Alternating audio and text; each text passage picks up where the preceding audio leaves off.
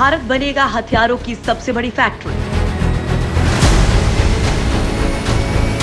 Defence production को मोदी सरकार का बड़ा बूस्ट। विदेशी होंगे बैन, लोकल होगा वोकल। दोस्तों, पीएम मोदी के नेतृत्व में रक्षा क्षेत्र में भारत की ताकत लगातार बढ़ती जा रही है। जल, थल और नभ तीनों में भारत की मारक क्षमता बढ़ी है।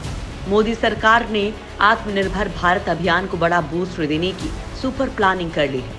रक्षा मंत्री राजनाथ सिंह ने कहा है कि रक्षा मंत्रालय ने 101 आइटम्स की लिस्ट तैयार की है जिनके आयात पर रोक लगाई जाएगी। इस लिस्ट में सामान्य पार्ट्स के अलावा कुछ हाई टेक्नोलॉजी वेपन सिस्टम भी शामिल हैं। एक नेगेटिव आर्म्स लिस्ट तैयार हुई है जिसके तहत कुछ वेपन सिस्टम्स और प्लेटफॉर्म्स के आयात पर बैन लगाया जाएगा ताकि घरेलू उत्पादन बढ़ाया जा सके। ये लिस्ट सेना की जरूरत के हिसाब से समय समय पर अपडेट की जाती रहेगी।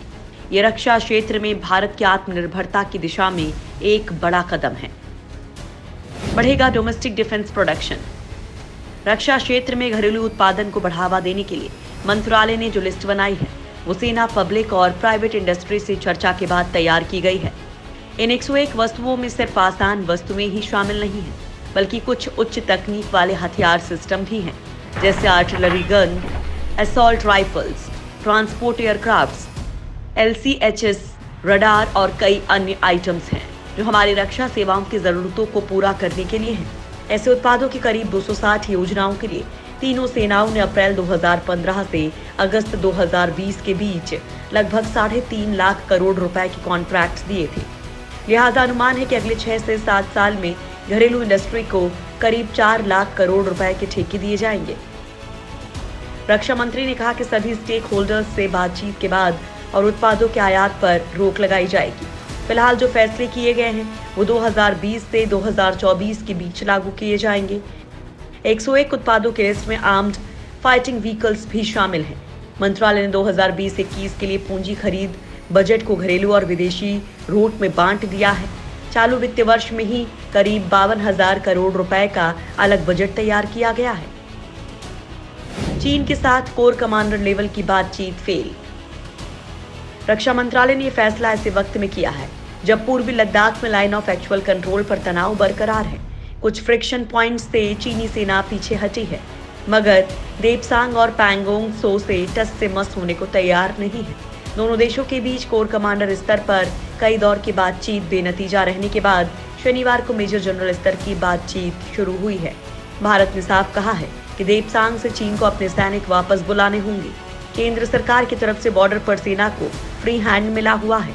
रक्षा मंत्री कह चुके हैं कि सेना किसी भी स्थिति से निपटने के लिए तैयार रहे।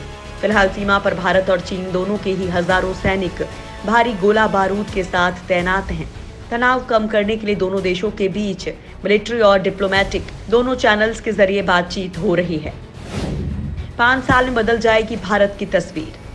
सरकार की कोशिश अगले 5 सालों में भारत को दुनिया के 5 बड़े सैन्य उपकरण बनाने वाले देशों में शामिल करने का है। सरकार का मानना है कि नई पॉलिसी के जरिए डिफेंस प्रोडक्शन इंडस्ट्री को विकसित किया जा सकेगा। इसमें लड़ाकू विमानों के रिकंस्ट्रक्शन से लेकर नए लड़ाकू विमान, रक्षा उपकरण, हथियार तैयार करना भी शामिल है। इससे अर्थव्यवस्था को तो बूस्टर डोज मिलेगा ही, साथ ही दुनिया में भारत का दबदबा भी बढ़ेगा। बीते कुछ सालों में भारत ने साइंस और टेक्नोलॉजी के क्षेत्र में बड़ी उपलब्धियां हासिल की हैं। इसरो के एक साथ 104 सैटेलाइट लॉन्च करने के बाद दुनिया ने भारत का लोहा माना था। भारत ने पूरे विश्व में अपने इंजीनियर और साइंटिस्ट के लिए बड़ी मांग पैदा की है। दुनिया में अब भारत से टॉप स्तर की टेक्नोलॉजी और साइंटिफिक ब्रेन को अपने यहाँ खींचने की होड़ लग गई है। भारत अब अपनी इस टेक्नोलॉजी के टैलेंट को घर में ही इस्तेमाल करना चाहता है और इसलिए नई पॉलिसी के तहत अब मेक इन इंडिया के तहत जो भी रक्षा उत्पाद देश में तैयार होंगे उसके लिए घरेलू डिजाइन पर ही जोर दिया जाएगा। कोशिश होगी कि नए सिरे से बेहतर उत्पाद तैयार किए जा सके। इसके लिए रिसर्च एंड डेवलपमेंट पर ज्यादा फोकस किया जाएगा। एजुकेशनल इंस्टीट्यूशन से भी इसे जोड़ा जाएगा। चीन के साथ चल रहे तनाव के दौरान भारत ने काफी हथियारों का बेड़ा जमा कर लिया है, लेकिन अब भारत विदेश से हथियार खरीदना नहीं चाहता है। नई पॉलिसी का मकसद ही है कि भारत मेक इन इंडिया के तहत खुद के लिए हथियार डिजाइन करे और जरूरत पड़ने पर उसे दूसरे को बेचे भी। नई पॉलिसी के तहत कई हथियारों के इंपोर्ट पर रोक लगाई जाएगी। ये ऐसे हथियार होंगे जो मेक इन इंडिया के तहत भारत में ही बनेंगे। यही नहीं, इनका एक्सपोर्ट भी किया जाएगा।